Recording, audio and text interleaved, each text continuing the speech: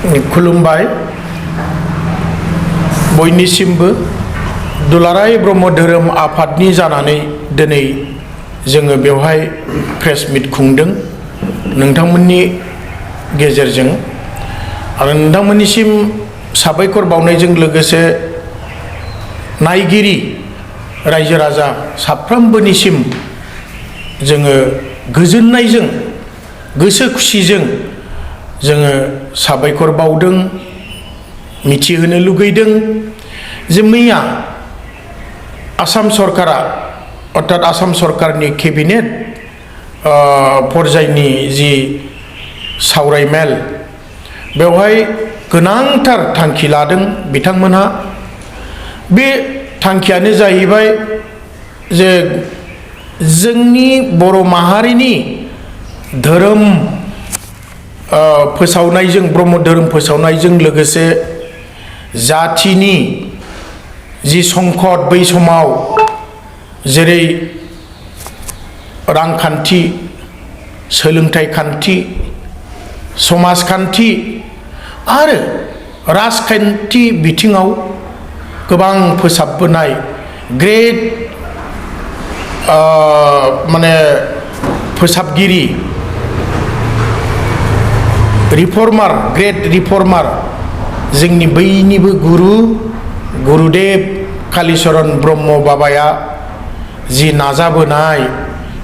जि अहरह माने मेंनाय गैयि बर'फोरनि गेजेराव माने रिफर्म खालामबाय दा दिनै जोङो गोसोखांदों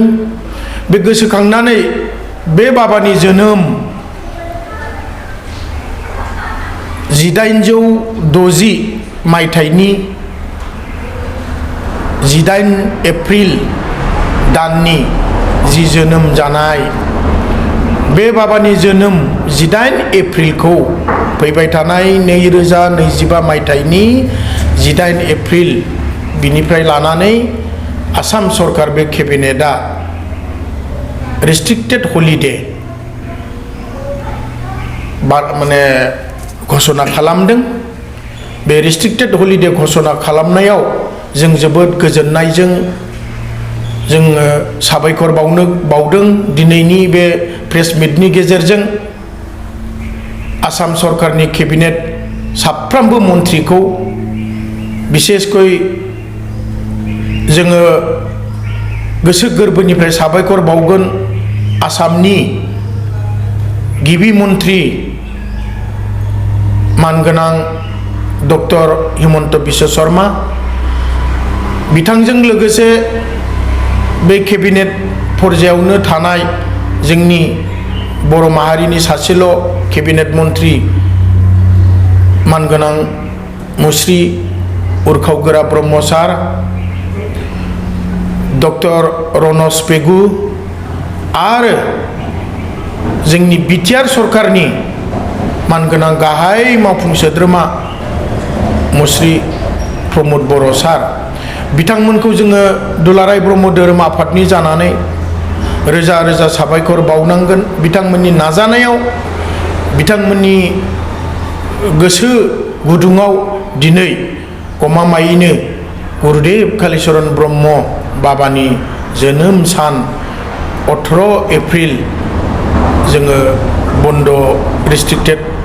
हलिडे हिसाबै जोङो घोषणा खालामजाबाय आरो जों बेहाय गोजोननायजों